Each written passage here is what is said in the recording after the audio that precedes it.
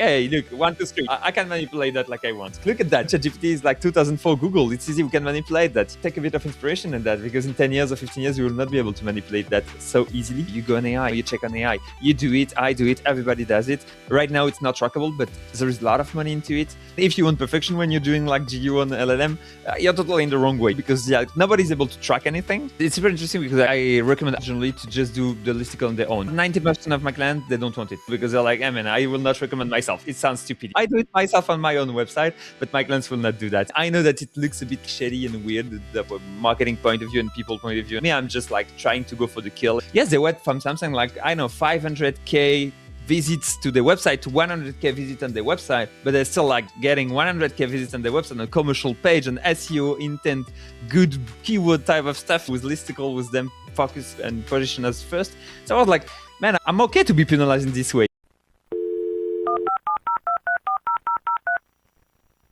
Hello and welcome to this week's episode of Search with Candour. I am Jack Chambers-Ward, I am your host as always, and this is the podcast where I interview the best and brightest minds across SEO and digital marketing. This week I am joined by Léo Poitevin, and we're talking all about how your competitors are probably ranking on ChatGPT and you're not. We're going to get into a lot of LLM discussion, a lot of AI search discussion, some techniques that Léo has done to help his clients rank for AI search, and actually what metrics we're tracking, what we're paying attention to. It is a really, really detailed and interesting conversation about some genuine techniques, advice and tips for ranking in AI search, like AI mode, AI overviews, ChatGPT, Perplexity, and plenty of the other AI search engines and functions there as well. Before I get to my conversation with Léo Poitevin, of course, please do like and subscribe here on YouTube. If you're watching on YouTube, leave us a rating on Spotify, give us a review on Apple Podcasts, and wherever you're listening to podcasts, there's usually a little comment or a review or something like that. Hugely appreciate that. I do reply to every single comment we get on YouTube, Spotify, and all the other platforms, so if you're enjoying something, if you want to see more of it, if you have any feedback, please do let me know. And of course, let's give a shout out to our upcoming conference, which is Search Norwich XL on the 24th of September 2026. You can go to searchnorwich.org. That's N-O-R-W, geez, I can't even spell my own city. Norwich, Norwich, searchnorwich.org, and you can find us on Eventbrite by searching Search Norwich XL. That's the letters XL at the end there, and I'll put links for both of those things in the show notes. We've got 12 world-class SEO speakers coming and joining us in the lovely city of Norwich. You can come and meet some of the Candour team. Come and meet Mark Williams-Cook, say hello to me, say hello to people like Martin Splitt, like Miriam Jessier, like Estella Franco, like Arnout Hellmans, like Daniel Foley-Carter, and so many other amazing people. Go and check out the full lineup. The schedule is online as well. Tickets are just £125. And yeah, we're selling out fast. Go and check it out. If you want a discount code, you can contact me directly. Send me a DM on LinkedIn or Blue Sky or anything like that. Or you can email me, jack@withcandour.co.uk, and I will hook you up with a discount code so you can get a slightly cheaper ticket there as well. In the meantime, like I said, thank you so much for joining us for this episode. And here is my conversation with Léo Poitevin. My guest has worked in digital marketing for 10 years. You may recognize him from Majestic's SEO in 2026, the Odyss podcast, or hosting Le Matteo Dulien podcast. He is the founder and CEO of Astrak Agency. Welcome to Search with Candour, Léo Poitevin. Thank you, Jack, to honor me today on your podcast. It's really good to be here to speak about SEO, obviously, and one of my passion, hobby, and job since 10 years now. So yeah, I can't wait to give you my view and insights on the industry and the latest trends and tactics that I've used. Yeah, like I said before we start recording, I think this is going to be a really interesting conversation because of, and I hate to get straight into it, the landscape of SEO at the moment, right? Like that is the thing we're all talking about at the moment. And I usually start each episode with, why is this an important topic to talk about? But I think we kind of know. I think you've already set us up nicely because we're going to be talking about why ChatGPT might be recommending your competitors and not you. And basically, we're going to get into a lot of AI search discussion, a lot of LLM stuff. And like you said there, I think getting into specific tactics and strategies is something I'm always wanting to do. Mhm, Rather than having I feel like a lot of these conversations tend to be quite like hypothetical and broad and stuff, right? mhm. I'm really looking forward to digging into specific tactics you found from your experience. And again, as I said to you before we started recording, like your experience both black hat and white hat and getting into those sides of things as well. I think it's gonna be a really, really cool conversation. Yeah, yeah, yeah. I can't wait to chat about all of that. Like I was saying before, I used to work in affiliate gambling for something like 5 or 6 years when I was managing like big gambling affiliate websites for my employer and everything. So it was really interesting to go into that, and it was full black hat type of strategy, always and always and always. I spent like millions of euros of backlinks back in the time and everything. It was really like fully black hat cloaking and type of stuff like that. And after like I don't know 5 or 6 years of that, I was like, I want to start a new adventure. So I started to set up my agency, and I realized like most of the normal clients, normal industries and everything, you don't need to go full black hat, and that definitely not. And it's more like counterproductive most of the time. So generally, it was like mostly white hat strategies. And then I started to see like the gray hat, the fine line between like black hat and white hat, and like oscillating onto that, and being like, which case is good for black hat, what is the clients asking for black hat, and black hat is not good for them, what is the possibility where sometimes you're like, I think I can push a little bit further on that on these clients, etc. So yeah, really interesting. And with the arrival of ChatGPT and all the LLM and all the stuff, it was like a new land field to play on. So it was like new big field with a lot of tests that can be lead, a lot of people doing review, doing new tactics, revealing stuff. So I had my test ongoing as well, my use case, and I was like, yeah, let's try to do that. And one sentence that I used to say to my team, because my team is quite young, me as well. I'm like 30 years old barely, and my team is like 25 or stuff like that. So I'm like, all the old SEO, they told a story about, oh, it was it easy to manipulate Google in 2004 and type of stuff like that. And I was like, look at that, ChatGPT is like 2004 Google. It's easy, we can manipulate that, take that, take a bit of inspiration in that, because in 10 years or 15 years, you will not be able to manipulate that so easily. So yeah, it's good to do that. I'm quite happy. Yeah, I want to dig into that actually. Let's get into that kind of, I guess, the comparison between traditional search and the LLM search side of things. Do you think it is easier to manipulate ChatGPT, AI overviews, Perplexity, Claude, all that kind of stuff, than it is for traditional search at the moment? Is have you found any differences between the different LLMs? Are certain ones easier to manipulate than others? Yeah, yeah, yeah, definitely. Especially recently, because recently, like I don't know, some changes in the algorithm and everything make it more like blurry for me to some algo, some LLM. So first thing, I think Google is harder and harder and harder to manipulate, Mm, and especially like I think there were still some shortcut and some black hat strategy that you can use and everything. But now it's really coming back more and more and more about authority and less spam, and it's really harder and harder to do some spam. Even if a lot of people complain about Google results and being like, "Hey, no, it's not fair," and everything, quality content is not really important. They lie about all of that and everything. I think that they really succeed into getting rid of all the spam that was in the SERP. And to be honest, I think that the results now are really good overall. Um, so I think manipulating Google due to that, plus the fact that it's make indexing super long now, taking change, mm. like you have to play a really long game if you want to win on Google, I feel now. So I think due to all of that, manipulating Google is harder and harder. There's no much shortcut that you can take on manipulation. It's really hard. On the other side, for the LLM, you can have results in like, I think the shorter I did was like 24 hours, for example, to get my brand shown. So you can have like super quick results, and there is definitely some LLM that are easier than others. They all the way that I work on them, I all take the same approach that I will describe a bit later. And all of them have different way of doing the retrieval augmented generation RAG and everything. So all the way different way of searching and everything. So I'm not even 100% sure I will manipulate them all when I do that, but I know that I have a quite high rate of success, overall in all the model. I think right now OpenAI is harder to manipulate than it used to be, especially on the paid account, like on the account premium account where you have like stuff. On the free account, it's still okay, I think, because the algo is still simple. But more you have processing of the AI and everything, harder it is to manipulate. Perplexity is quite easy to manipulate. Gemini in free version or easy version is okay as well. Claude in the cheapest version, really easy, like the cheapest model, like Aiku or Sonnet. It's okay. If you go for Opus or Fable, obviously way harder to go. So yeah, definitely I think that's more you're an advanced model, more there is processing time, more there is like different type of search that are done, etc. Harder it is to manipulate. But on the simple version and the simple search, really easy. Interesting. Yeah, it almost feels like there's like the premium model and the free version are almost like two different sides of it, right? And it Yeah, feels weird to say that because I know a lot of people say, like, "Oh, Google's free." It's not free. You pay for it with Google Ads and stuff. Like yeah, they make $250 billion in ads. Like it's not free. They are making a shitload of money. Like let's not beat around the bush here.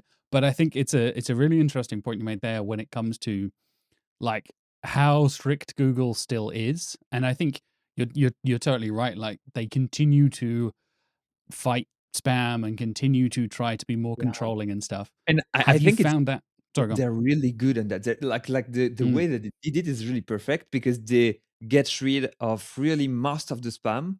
They are giving more to user what user tend to search and tend to go for, and like they tend and they lean more on user signals and everything. So you have more of that is integrated directly into that, and they are less restrictive on the penalty side. Like we didn't see any penalty since the last 5 years or something like that.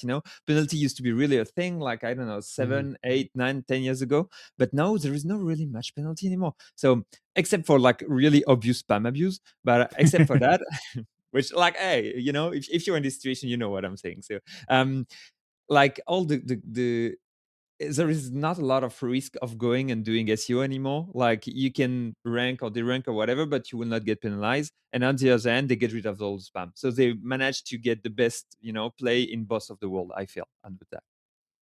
Yeah, definitely, definitely. And I think that's kind of I think people underestimate Google in a lot of ways when it comes to that. Like, Yeah. they do the stats of like, we fixed millions and millions of spam sites, blah, blah, blah, blah. But like, that is, whenever you're dealing with data from Google, it's astronomical numbers. Yeah. Like, Yeah. they Yeah. are Yeah. dealing Yeah. with so much stuff and so many search results and so many things trying to be indexed and Yeah. spam smashing through their index and stuff like And that. you will have an ex post that will be like, hey, yeah, we smashed like 500 million spam website, and one guy will be like, hey, what about this one, and they would show one random stuff that is complete. They have some jokes. Yeah, yeah, exactly. And I really like the angle you're coming at this with the way you worded the topic here was like why ChatGPT recommends your competitor. Have you found that the way you do competitor research from traditional search to AI search is different? And how has that kind of shifted from your strategic side of things?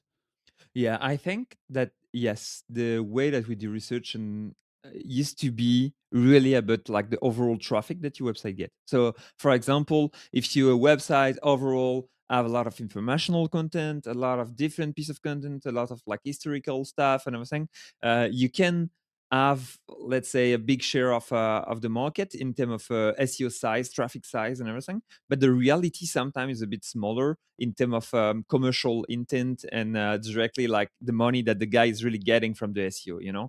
I think that the way that we do competitive research on LLM is way more commercial in terms of intent. Mm. I know I will give you some example, but I know one SEO agency, for example, in France, never did SEO on their own websites. They're really hidden. They're really like and not really visible on Google overall, and not really visible. They don't do a lot of marketing. They have like really good sales guy, and they are like doing a lot of private deals and everything, but they're not really visible and not a lot of content marketing. So when you check about them and you don't know the numbers, you will be like, oh, that's a small agency. Reality is like one of the biggest in France. And now when you go in ChatGPT and you check with ChatGPT, because all the insider they know that this agency is really good one. So on the commercial intent, when they're doing ranking and type of stuff like that, and when you're doing a little bit of research, deeper research, you realize that this agency is really, really well ranked. So obviously, this agency this was not showing in any previous SEO comparison, but now in the LLM stuff, way more showing, way more presence because a lot of people knows that they are really good. And I think overall, better you're on commercial intent, better you are known, better you are like able to prove that you're really skilled and everything, more you will have visibility on the LLM type of stuff. That's really interesting. Yeah, I find it kind of when you find those little unique things that you weren't expecting, of like, oh yeah, I didn't know they were going to rank because you had checked traditional SERPs before, and then Yeah. suddenly you see these guys being cited a bunch of times and Yeah. referred to in an AI result. How do you go about actually, I guess, getting that competitor data? What kind of metrics, what kind of standards, benchmarks, all that kind of stuff are you actually doing when it comes to that competitor research for AI search? Yeah, generally what I do is that I don't even start with the competition checker. Generally, I just start with what I want to sell with my AI, you know? So typically, Mm, I will give you the example of me with my agency. What I want to sell is like GEO optimization, like optimization for LLM, for AI and everything, optimization for SEO, providing content to companies and everything. So I have like 3, 4 angles that I will try to work on.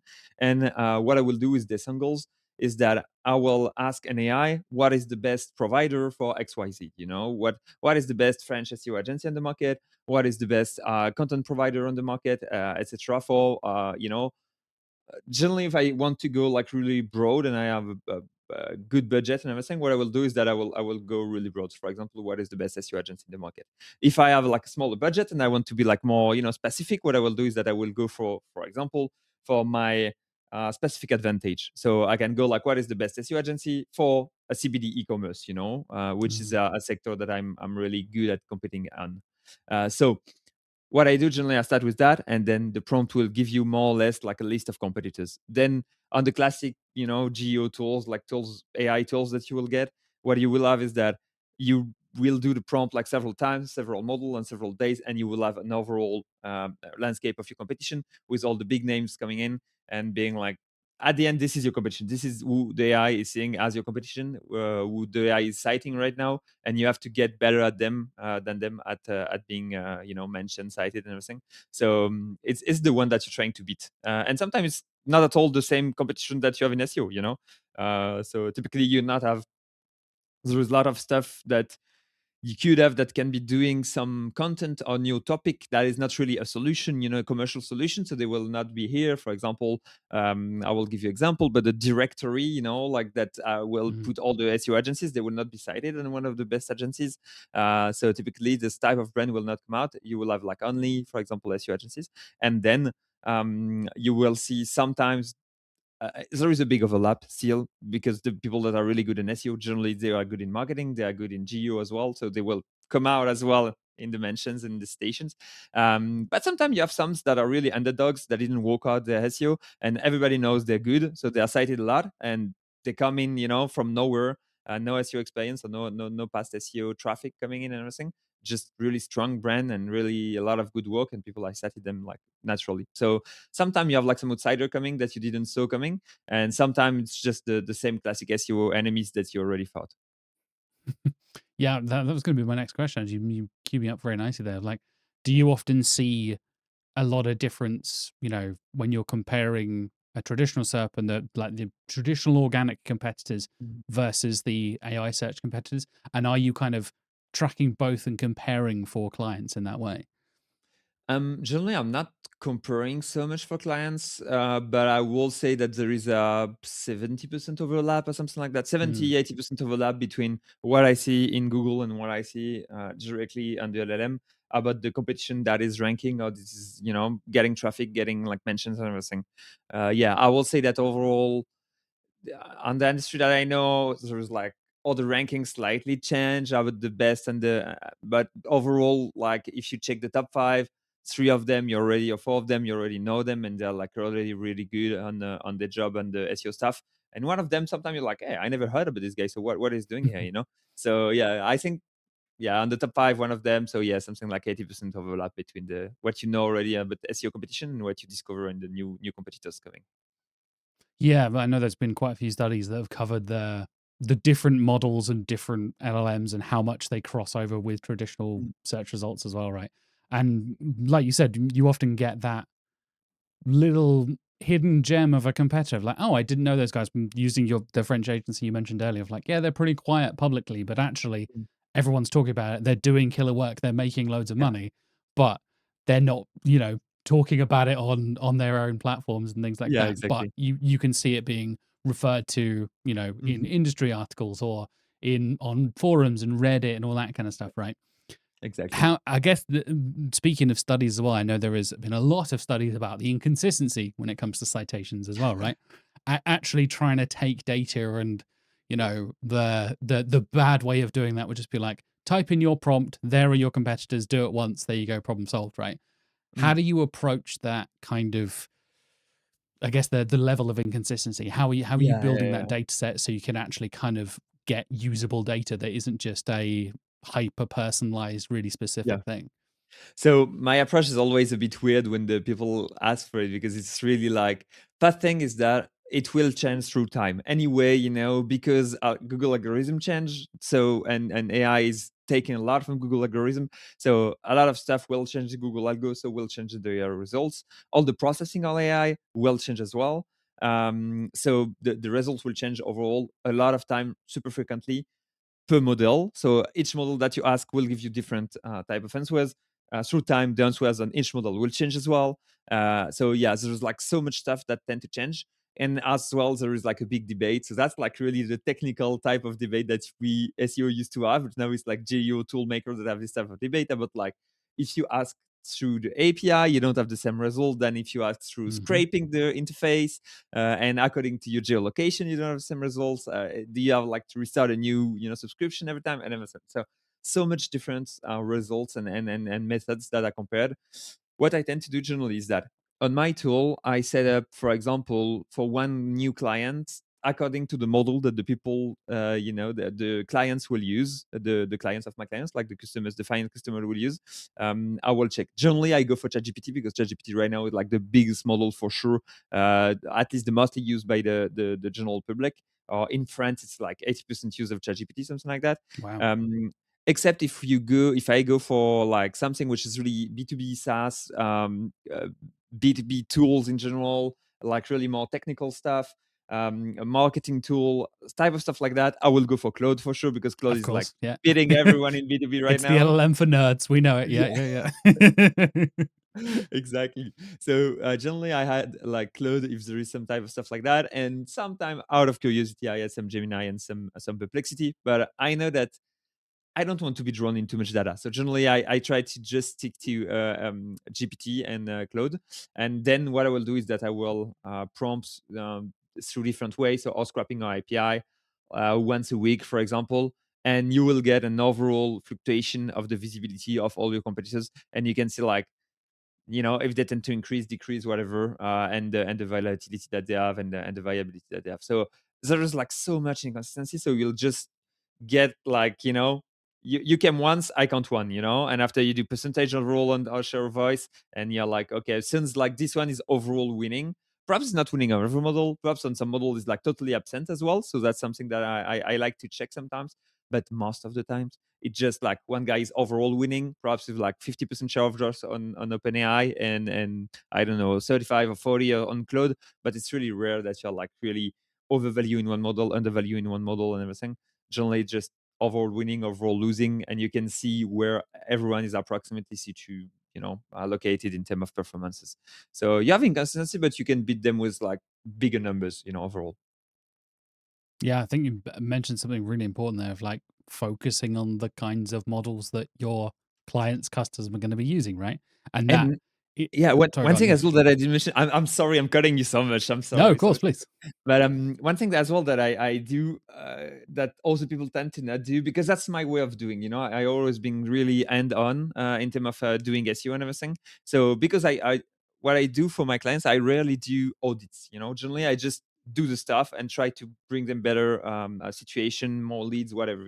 More visibility. So what I do generally is that I will take a really really small amount of prompt. So generally I do like 5 or 10 prompts, and that's all. I can do a bit more sometimes, but will be really rare that it's above like I don't know 20 prompts because I know that it will take me so much time to influence 20 different prompts that I have to collect data and a lot of different stuff, etc. So I'm just trying to focus into like get as much data as possible on the stuff that matters. So for example, it will be once a week or once a day or once every 2 weeks on like 1 or 2 models on 10 prompts, and that's already way enough to get some good data about like who is dominating the industry or not.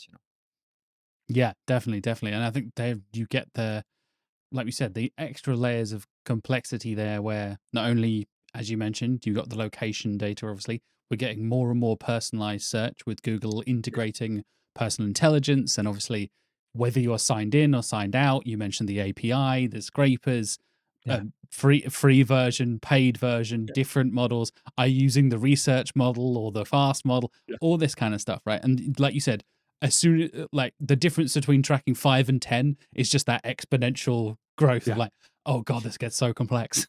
Yeah. And after, at the end, when you have like too much data, it's not usable. That's why I like to. Sometimes the people will be like, "Yeah, your data is a bit light. Are you sure that all the data is perfect?" And I'm like, "No, no, I'm definitely not sure my data is perfect. My data is totally imperfect. And if you want perfection when you're doing like GU on LLM, you're totally in the wrong way. Because nobody's able to track anything. You can, we will see the traffic in Google Analytics a bit, but it's like so little compared to the brand citation that you will get and the people searching your brand and after coming to your site and converting, which will be the end goal of what we're doing. And on the other side, it's like you will not be able to track. We will not be able to know how much people see it. We'll not be able to see anything. You just have to trust the process. If you really want to do that, do that. Let's go into that. I love that. But I cannot give you numbers. I cannot give you complete data. I cannot give you like perfect stuff. It's not possible. It's not type of black magic type of area where we can do like clean numbers. Sorry for that. Yeah, I think you're totally right. Like the lack of transparency with the tracking data is Mhm. such an issue for us in the industry, right? Yeah. I know Google is being very hesitant to give us any sort of search console. Yeah. I know they've just introduced the new default channel groupings in GA4 for Mhm. LLM and like AI That's good. assistant. Yeah. And funny enough, we were doing some testing the other day, a couple of my colleagues and I, when we were doing our client reports, we had already built some like regex stuff Mm. to, Yeah, it's perfect. obviously filter by different sources and mediums and stuff like that, as you do. And then we switched over to the Google default channel group and the medium of AI assistant that they Yeah. defined. And the numbers completely changed. Like a client of mine doesn't get big numbers. It's like Yeah. 100 to 300 a month kind of stuff, like not significant clicks from LLMs at all. It's not, I'm not saying That's I'm bad already at my job. something, That's yeah. not, That's already it's something because something. like, That's something. Yeah. generally it's like 1% of the overall clicks or whatever. So it's already good, yeah. Exactly, yeah. But then there's also the chance of like, they're a client where one conversion could be tens, if not hundreds of thousands of dollars, right? Yeah, That there could exactly. be, it's like big projects and stuff. So Yeah. even those small numbers can still make a big difference. But we saw it and it dropped by like 70 or 80%. When we Yeah. were doing the regex, it was like, I was saying about like 300. And Yeah. then when I switched to the AI assistant source medium and channel grouping, I was like 85. I'm like, what the hell? And I think that is another layer of transparency of like, what is Google defining as an AI assistant? Which Yeah. ones are they including and how are Yeah, they exactly. controlling all of this stuff? Yeah. So from your side of things, obviously you mentioned the commercial focus and the revenue and stuff, right? Mhm. Are those the kind of KPIs you're focusing on when you're having those conversations with clients rather than, the clicks and impressions and all that kind of stuff we would be talking about Yeah. 10, 15, 20 years ago? What I try to do, so there's few stuff that I try to emphasize and to focus on. One thing is that I directly, as soon as possible, tell them like it will not be easy to track. It will not be easy to track. We'll not have like easy, You good need to be trackable upfront with that, data. yeah. Yeah. I will show you data. I will show you like increasing clicks overall. I will show you like this will definitely not justify the investment that you will do because the real money is like, on the brand people searching stuff that we cannot track. And after I ask them directly, when you find a good service provider, when you search new information, what do? You go on AI, you check on AI. You do it, I do it, everybody does it. Right now it's not trackable, but there is a lot of money into it. So really that's the way of doing it. What I try to do as well is that few things is that as you said, a conversion can be really high money. Overall, it tend to be bigger package, bigger budget and conversion because people are already like kind of the people that are using AI to do research are like more advanced in general. Secondly, it tend to be the conversion rate tend to be crazy. The you have like I don't know 5-10 times better conversion rate than an SEO because the people are already like pre-qualified, pre-closed by GPT. So it's really good in that. And Yeah, sometimes I what I tell them as well is that they can use it as well as a reinsurance, to be like you can put on your website that you first on your query on ChatGPT, this type of stuff that people will think about it. It will bring you leads, it will bring you stuff. Yeah, the commercial, the sales guy, they can use it as well in the pitch, being like, hey, you want a solution? Check on ChatGPT. We're the first ones, and it's type of stuff that will be used that other signals can be interesting. But overall, super hard to track. The only thing that I know is that on the investment that I made personally for my agency on my GEO, it paid off like 100 times already. So I'm happy about that. It's enough for me. But yeah, it's really hard to track. Yeah, agreed. Let's get into some tactics then, shall we, Leo? Let's dig into some specific things because again, we've talked about the metrics, the KPIs, the kind of Mhm. approach, and things like that. What are some of those things that you've tried and tested that you're finding are actually consistently getting results? And have Yeah. there been any surprises from that sort of thing as well? Yeah, I started doing tests. I think it was more or less 6 months ago, where I started to be like to build my first use cases. Overall. Um, so the first stuff that I did that is working, in my opinion, the best, and I still working the best, and it will continue to work really well for I hope a long time ago. Will be all the listicle type of stuff. So typically publishing listicle, being like best of whatever the type of stuff that you want to rank on is type of query that ChatGPT love to type, love to search for.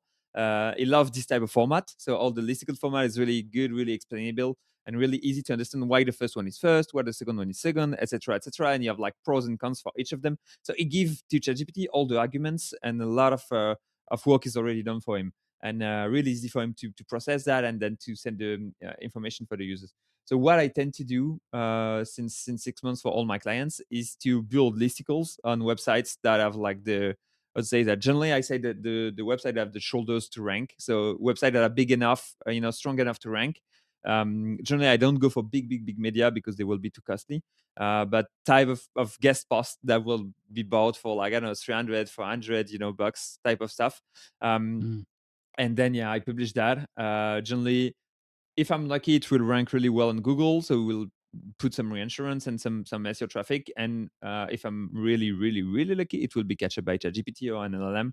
That will be like, oh, that's a good ranking. That seems interesting. That's a tier party, third party media that is doing some review on the industry and everything. And so this guy seems to be fair stuff, and will push our brand as number one.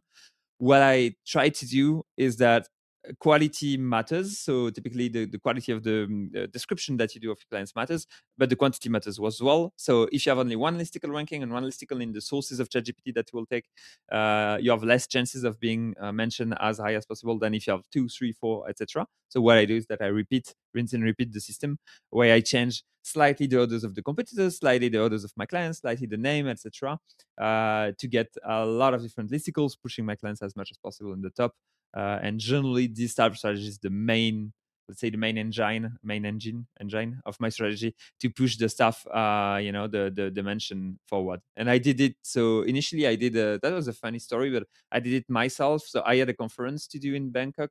On the topic. So what I did is that I did the use case on like what is the best French SEO agency for B2B SaaS, and I did like 3 guest posts for my agency to be pushed on. Works really well. 24 hours later, I was the number one. Before, nobody was ever cited on that and everything. I was like, and the joke was like, I put a second a friend of mine, I put a third the guy organizing the conference, and it was like, hey, look, 1, 2, 3, I can manipulate that like I want, If you want some other name, I can put you, etc., whatever. So was doing that. The funny part is that after that, because the guest pass that I did rank really well on the query, they rank as well. So the goal initially was like best French SEO agency for SaaS B2B. It ranked really well. So I was first on best SEO agency for SaaS to cool only. So I was really good, and was really happy about that. And then I did the same for me for like iGaming type of project, for CBD type of project, and yeah, it have been working well. So I'm happy about that. Um, and yeah, we did the same as well. I think it was in January or December. I don't remember, with the clients. This story is crazy, man. So I did the same. I have one side. I know when I push guest post on them with listicles, I know I take first place in ChatGPT. It's like my hack website. I love it. So it was one of the first time I was testing them. and I tested with some special financial product that we have in France that is like kind of real estate, but paper real estate.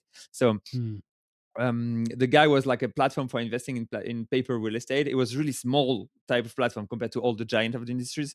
And I created this listicle. Okay, top 10 to invest in paper real estate. Put my clients as first. The day after is the first on ChatGPT, receiving a lot of leads and everything. Is really happy. And one of the competitors, they were so mad at that they had to ask to legal order to take down this guest post because they were like that's fake data, whatever, etc. So I was like, yeah, we're so good that they need legal order to take us out, in terms of geo and everything. So yeah, mostly listicles, that the core of it. And after, there's like a lot of little tweaks that we're really working well as well that we can discuss later. All the stuff on Trustpilot is really important as well for AI. Mm. And I tried on a lot of dropshipper type of friends with a lot of bad reputation on Trustpilot. To overcome that with a lot of guest posts was really hard because Trustpilot is really trusted. On local, GMB is really, really important with the because ChatGPT have all the data. And yeah, Reddit tend to be more important in France. Historically, I didn't like take so much care about that because we didn't have so much content in French, so not ranking so much in France. But for US and UK, it was already like freaking important, and now it's becoming more and more important. Like recently, in the last 2 months in France. So now I'm like focusing more and more on Reddit. But I didn't like add such a big expertise on Reddit before because it was not really important in my market. Yeah. Nice. Yeah, I know you talked about the importance of listicles when you're on the SEO in 2026, Mm. and I think there's been a lot of discussion around listicles recently, right? There was a big. I know Lily Ray has been covering a lot of it and Yeah. discussing that, like over literally over the last like week or two, just getting data. And there was I've just got the study here in front of me, so it was Google AI overview, so specifically for AIOs they still cite the self-serving listicles, so where you put yourself as number one kind of thing. Yeah. But 69% of the time, they've removed the site that was recommending it and putting themselves as number one. Yeah. So I can already tell, you mentioned your tactic there, like doing it as a guest post on another site rather than, hi, I'm, with candour.co.uk and we're the best agency, because sure we are. Yeah, trust us. Yeah. We know what we're talking about, right? Like that's a thing I think a lot of companies kind of fell into the trap of, in a way, maybe, Mm. of like you said, doing that listicle thing, but just kind of doing it in a yes, we're the best kind of way. Yeah. Of like, oh, I trust you to recommend yourself, do I? Like, yeah, sure, whatever. So have you found that has impacted any of your clients, even though your So tactic is different, like you said, from an external yeah, point of yeah, view? yeah, yeah. No, and it's very interesting because I recommend as well generally to just do the listicle on their own. 90% of my clients, they don't want it. Because they're like, "Hey man, I will not recommend myself. It sounds stupid. I do it myself on my own website, but my clients will not do that. I know that it looks a bit like shady and weird, the marketing point of view and people point of view, and like in terms of messaging. Me, I'm just like trying to go for the kill. Trying to go for the I recommendation. like the ones where they put themselves as like number 2 or number 3 just to be a bit humble, like, all right, mate, we get it. Like, come on. We're not the best, but we're at least the We're second pretty best. good. Decent, that's okay, I mean. Yeah, yeah. No, and yet, so mid-July, I still go for that. And recently, the stuff about like the number one being removed, I saw it as well in ChatGPT. So it's something that started worrying me. I think it just started like 2 weeks or 3 weeks ago, and I saw it just on one or two query that I did, a prompt that I did, that I get the results, and I saw number one, number two, number three, number four is my number two, number three, number four, number five. So typically it's like my ranking coming in, but my client, which is number one, has been like is not in the list. So it happened to me a few times recently on ChatGPT that what I was trying to do is just like, I want to say counterproductive, but it was like my client just get removed from the number one, because it was the one ranking. The only one sources that is taken is the one that I set up, and it's not showing anymore. So I don't know if they are fighting it by just removing the number one because they know a lot of people are doing listicles. Perhaps it's a situation, and perhaps that will be a game after of playing and putting them like number two and number three every time. So it's like we will play different game. They change the rules. We change the game that we play. It's okay. And it doesn't surprise me on AIO. And yeah, I know like Lily Ray is crazy about that. So it's so funny because every time that there is some black hat tactic, I'm looking like, hey, what Lily Ray is saying about that? What is ranting about? So every time she's mad about stuff. And I remember she was accusing, but not accusing, but like mentioning a case of an SEO agency that was putting themselves as first on listicles, on a ton on listicles on the website in the US, you know.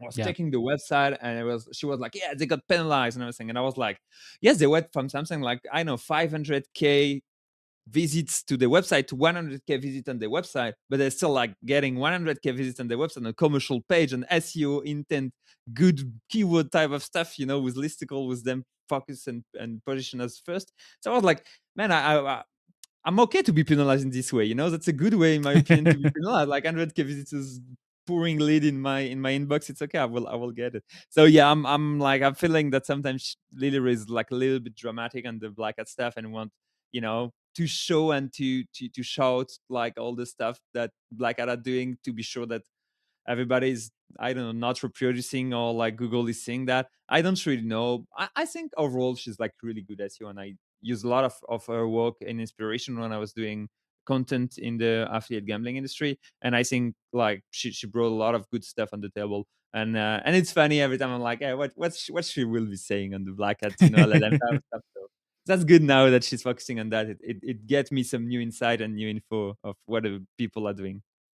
Yeah, yeah. I really like the kind of, like I said before we started the show, right? The kind of white hat, black hat kind of divide we have in the industry so often, but we can actually all have a conversation and hang out and, discuss strategies and tactics without throwing punches and stuff, Yeah. I think um, that was Charles Flood that did a talk with Aleida Solis, and they were like yes. first like chatting about like the comparison and differences in the world of black hat and white hat. And I was thinking, it was really good, like, you know, duo for black hat versus white hat. And it was really Yeah. interesting. Yeah. Yeah, definitely. And I love your kind of thinking there when it comes to the listicles. Like, will we get to the point where, Google penalizes putting you as number one, as you said, so you have to put yourself as number two, and then they realize everyone's putting themselves as number two, so everyone starts putting themselves as number three, and like, oh no, you have to be below number five for it still to work. It's like, oh god, like it would be like you're now tracking your rankings with your own listicles within your own, not like the What a most like headache, you know? little specific data. Like, oh my god. Yeah. Now Um, I think it's really exactly like, you know, Google was like before 2012, it was like Penguin came out, it was like backlinks tend over optimize on cause, not penalize. More you put, more you better you will be in rankings, you know? So it was really straightforward type of approach and everything.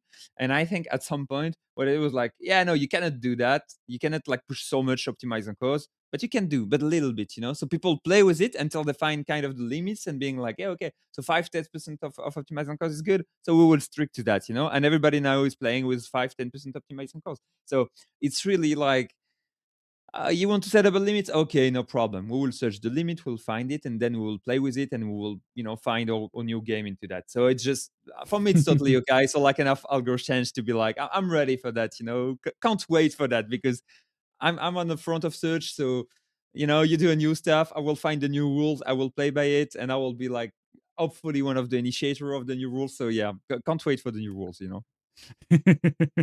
yeah, I think that's a really interesting, like when you're pushing those boundaries and you're testing those things, you're often, like you said, going to be the first one to kind of discover those new things, right? Have you Mhm. found, and you mentioned obviously the power of backlinks and how much Google used to focus on that, and they Mhm. claim that it's less important now, but there's a lot of data that says it's still incredibly important for rankings. Have you found much difference? Because I know this has been another big conversation between using those listicles where you are linked and Mhm. versus like unlinked brand mentions. Has there been any sort of like correlation? Like off the top of my head, I asked that question. I was like, I can't think of many listicles that directly link to the other competitors, but some do. Have you Yeah. experimented with that? Have you tested that at all and seen any data from that? So my way of doing listicles is really, let's say, SEO way, because the thing is that I have always backlink budget for my clients. You know, I own a backlink platform which is called Linkivista. So generally, what we do is that all the backlink budget I have for my clients, I told them, hey, that's good that we have backlink budget, and be ready because that's a two-in-one. You know, thanks to this backlink budget, we'll also do GEO and do like listicle type of backlinks, and it will be used to get the kind of double effects. So Mm. right now, I'm really focusing on getting the citation in the listicle dimension, listicle plus the backlink generally. And yeah, to be honest, it has been most of my strategy. Perhaps that's right now. It's possible. So when I tell you, like in the last 2-3 weeks, I saw a decrease in station on the first one. It was also the only one that was linked. So perhaps it's due Mm. to the fact that there is a link in the listicle, in the listicle backlinks that I bought, guest post. Perhaps it is due to the fact that it was the first one. I don't really know. So that's type of stuff that we'll need to study. But generally, I when I pay, I like my link to be in. I when I pay for some media placement, I'm like, yeah, if you can include the link, it will be appreciable.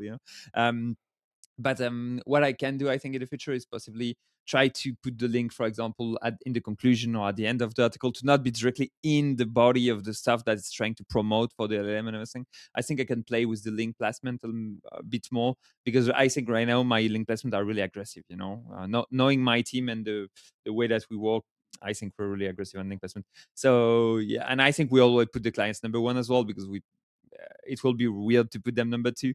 But yeah, I will need to study a little bit more the current situation to be sure that we are not like rushing toward a bad way. But it's just like personal stuff that I tried to Google recently to prompt to ChatGPT, and that showed me like all the stuff that I was saying. So yeah, a bit more study to do. I was on a easy flow since like 3 months, being like, yeah, I know I have my way now. I know the stuff, but not anymore. I have to go back into the research mode. And that, I think that's not necessarily the disadvantage, but the extra energy that goes into the black hat side of things, right? Because you're always kind of trying to stay 1, 2, 3, 5 steps ahead at any given time, right? It Yeah. is a lot of it is that, the quicker wins, the faster results and stuff like that. Mhm. But you then have to be that much more agile when stuff like that happens, and you're like, Yeah, yeah. uh-oh, Google have noticed something, they're catching up now, we now need to like speed up and outrun them.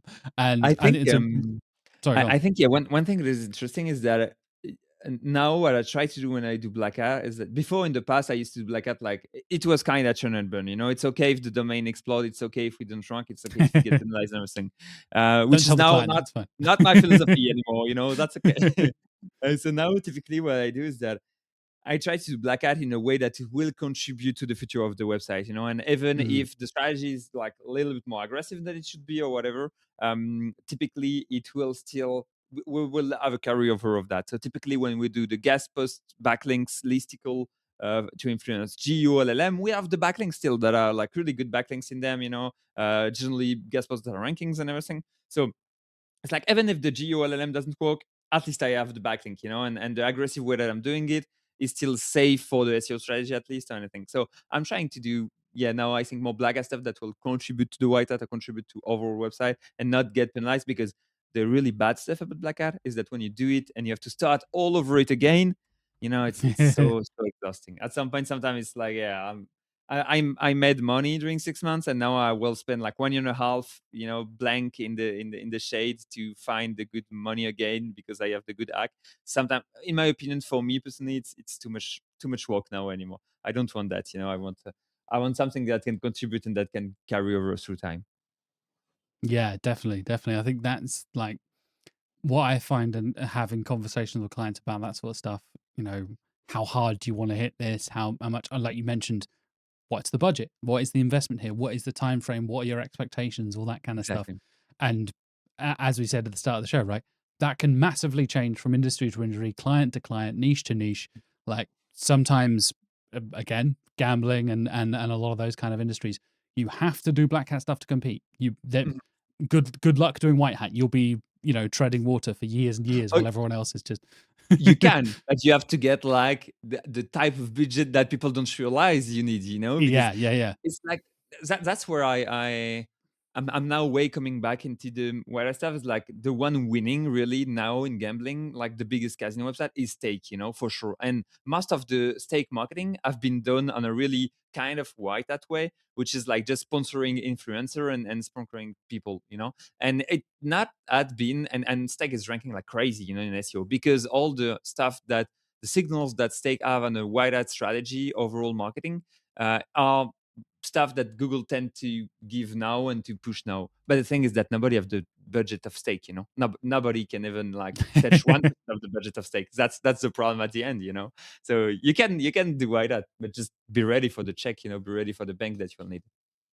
Yeah, and it's funny we mentioned that. Like doing white hat tactics like sponsoring influencers. I'm like, isn't that basically the same as guest posting? Like broadly, Kinda. like Yeah. right. It's a weird differentiation, right? And I know, you know, I've quite a few like content creator friends and YouTuber friends and things like that from podcasting and stuff like that, where it comes to like the whole.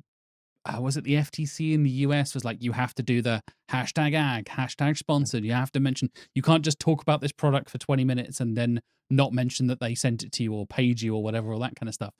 But then people disclosing that, that is still the word influencer is the word for a reason. They are Mhm. influencing you as a customer to buy stuff. Mhm. You paying other people to talk about your product Is isn't same that stuff that isn't that isn't paying that guest other posting? blogs, like Yeah, right.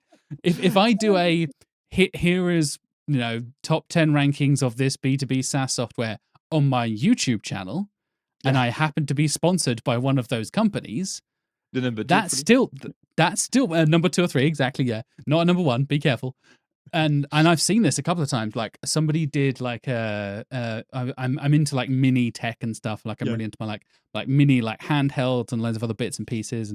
And this guy did a breakdown of like what's in my bag, all my like everyday mini tech stuff. Yeah. And he was sponsored by one of the companies. And at like number 6, he was like, and here's why you should have this MagSafe little power bank for your phone. And all the comments are like, bro, you're sponsored by them. Stop talking about them.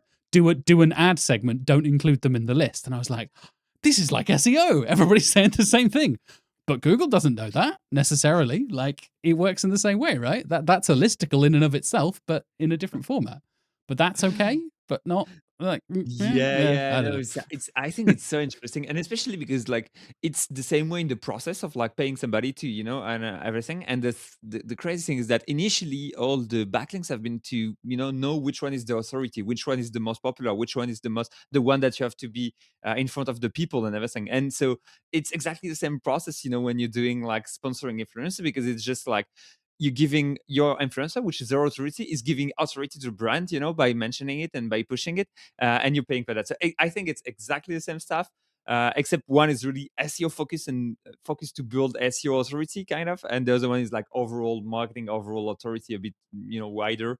And I think both of them have been in really can have been in really gray area as well, like in both stuff. So really a lot of manipulation going in both ways, and but yeah, really interesting, and it's really comparable, I think, especially when you're launching a product. It's like really launching a website. You need to make it some maturity at some point, so you need to sponsor influencers at some point, do something. So yeah, really same type of stuff.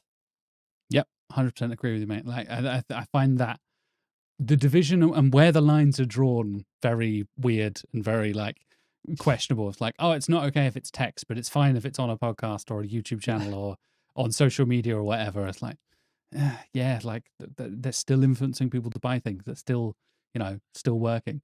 Yeah. Um, kind of getting into the last question here before we get to the recommendations. Mhm. Have you found anything that has, I guess, done the opposite? Has any tactics like really hit your client, or any tests you've done that you thought, oh, maybe this might work, and it's actually held a brand back in AI search at all?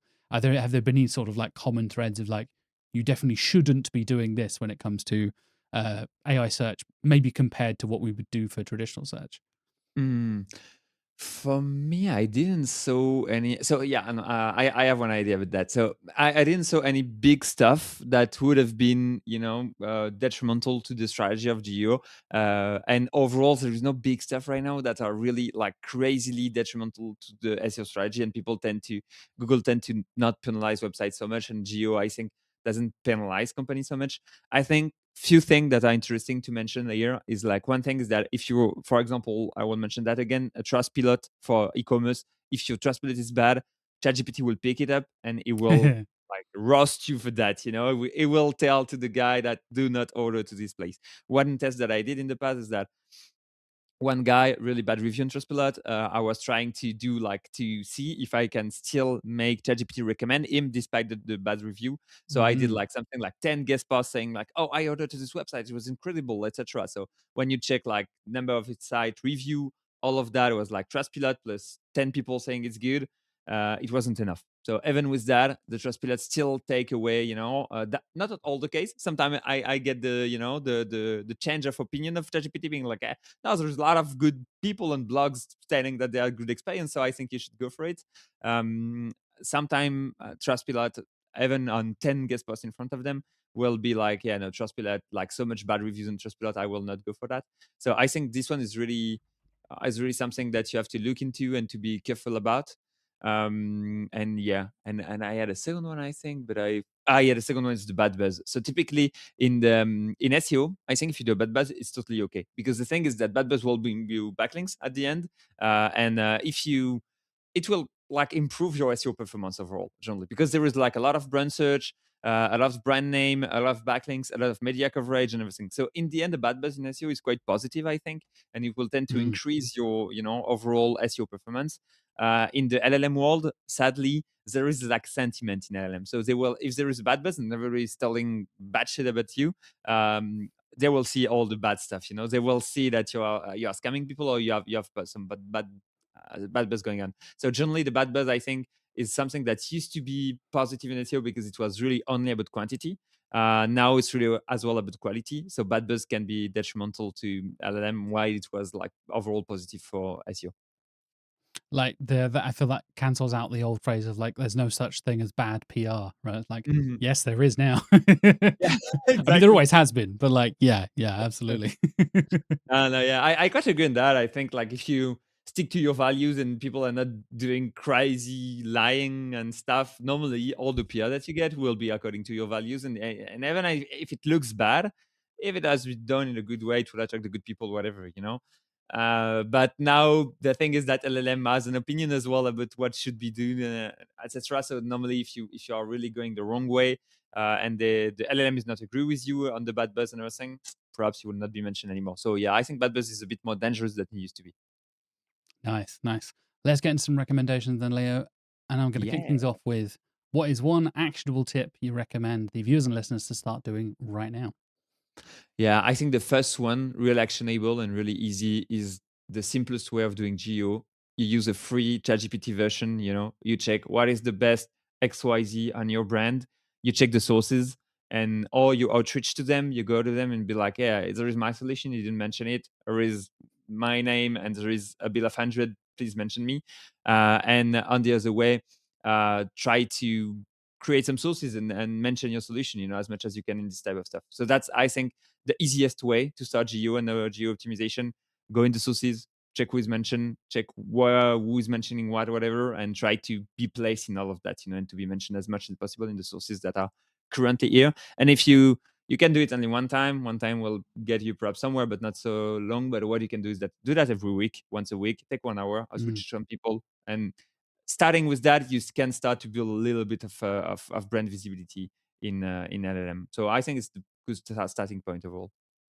Yeah, I love that little addition there of like tracking over time. Like, because, Mhm. like you said, because we don't get that data, you can start building your own. Like, I know I was speaking to some colleagues here, we're building Google Sheets that are tracking, levels of citations, where we are, what's going on, like all that kind of stuff over time. I think it's a really, really good tip there, mate. Appreciate that. Next up, recommend a piece of software or a tool you think deserves a bit more attention. Yeah, I would recommend. So this tool is called Linkfinder, linkfinder.net. It's the first time that there is a tool that a friend built, and I'm really sad that I'm not the one that built it, because I think it's the best. I'm really happy. I should have some stake in them, and I don't. They just offer me a free account, and I'm happy with that.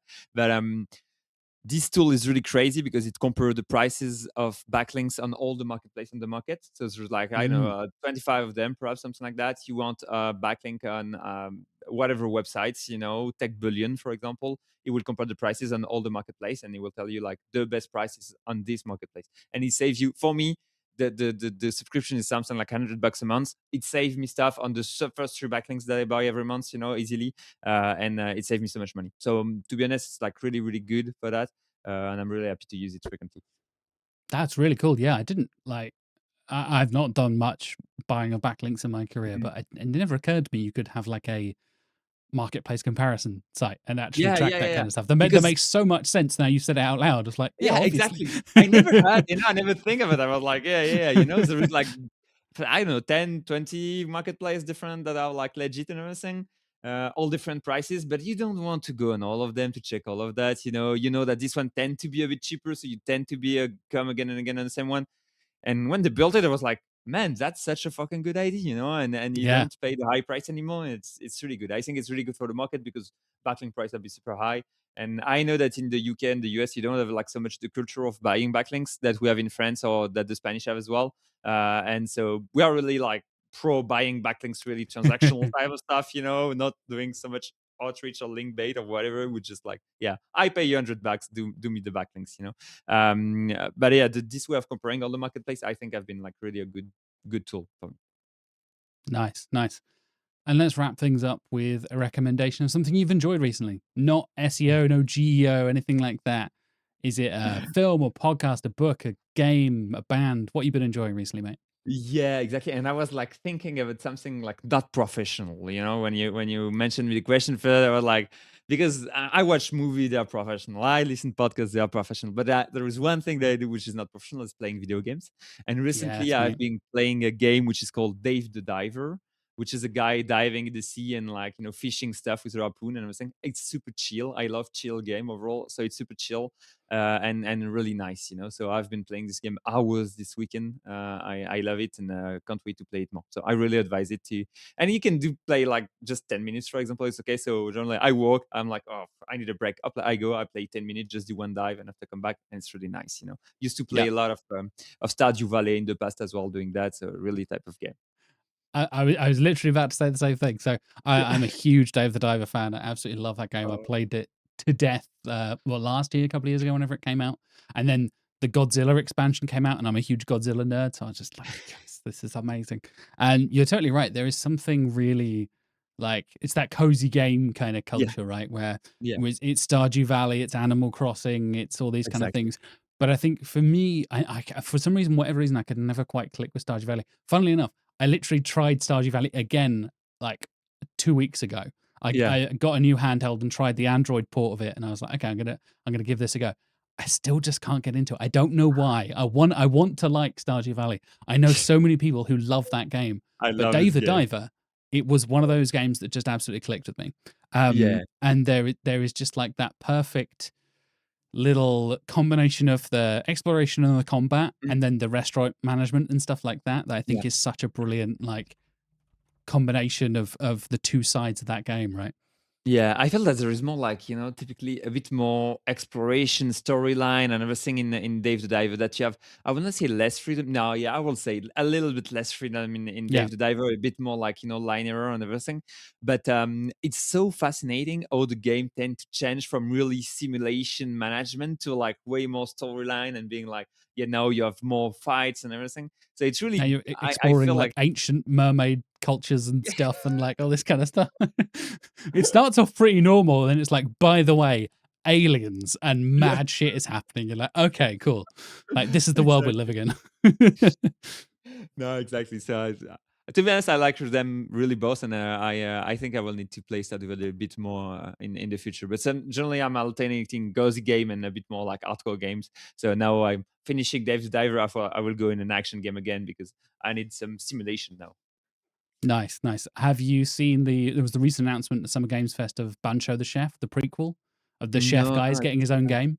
Okay, good. You know the Ah, yeah, samurai it's big. chef guy from Dave the Yeah, Diver? yeah, He's yeah, getting his yeah, own yeah. game, It's so which is cool. like It's so looking it's like samurai shampoo type of vibe. Like I'm right, finding right. this. Yeah, Yeah, yeah. yeah, Yeah, he's getting yeah. No, his yeah. own game that I'm really looking forward to. Okay. And it's like No, I it can't wait. looks like a lot of fun. So yeah, definitely recommend that. I have a recommendation for you for a similar thing when you're ready to go back to another cozy simmy kind of Mhm. thing.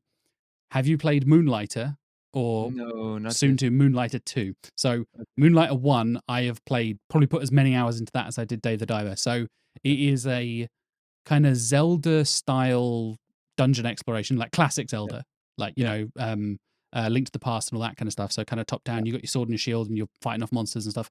You're collecting gold and you're collecting monster parts to yeah, then create stuff to sell in your like fantasy shop.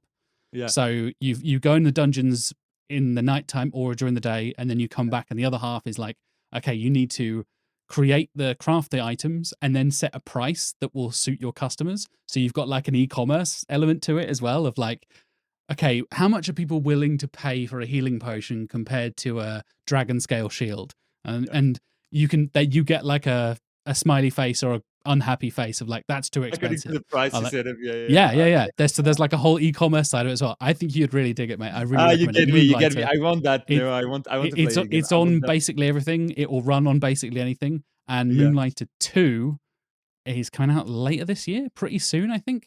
Okay. I think that's coming out. I want to say.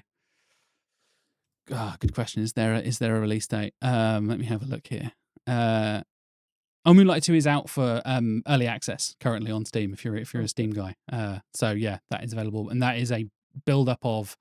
It's more 3D. It's way more kind of like involved. Whereas Moonlighter 1 is more of the David Ivor pixel art kind of style. Yeah. And yeah, absolutely love that game. Huge recommendation from Okay. me. Nice. I googled it. I keep it in mind, so I will definitely try it and order Nice. it. Let me know, guys, man. My pleasure, definitely. Well, how can people follow you, Léo? How can people keep up with what you're doing and what Astrak Agency is doing as well? Yeah, different way of keeping up with that. Or on LinkedIn, definitely I post a lot of LinkedIn. Sorry, because I post mostly in French, but I mean on LinkedIn there is automatic translation, I guess, so you can Yeah, get a there's bit plenty of of that. easy translate. And yeah, you can drop me a message, and I'm always here to chat. I love to chat about like a lot of research and development, so definitely here for chatting. I post a lot of Twitter as well. Twitter is really more technical type of SEO stuff and really more informal, to be honest. And I tend to do a lot of content as well on YouTube, on some other podcasts on my as well channel, and I have a channel with a friend where we're doing a lot of black hat stuff. So yeah, if you search my name on YouTube, you'll definitely find some content that you will enjoy, hopefully. Awesome. I'll put links for everything in the show notes so you can go and check out Léo, everybody. Go and follow Thank what you're doing you. on YouTube and all that kind of stuff. Thank you so much, man. It's been a pleasure. Been a great conversation. Yeah, thank you as well. It was really good, really enjoyable, and I love this conversation as well. So yeah, thank you for inviting me. It was really nice, and can't wait to do some more Geo or more Moonlighter games. We'll keep up the conversation. We'll stay in touch and compare gaming and also SEO Yeah. tactics. New podcast incoming. Focus on gaming this time. Sorry. Yes, please. Let's do it. Let's do it.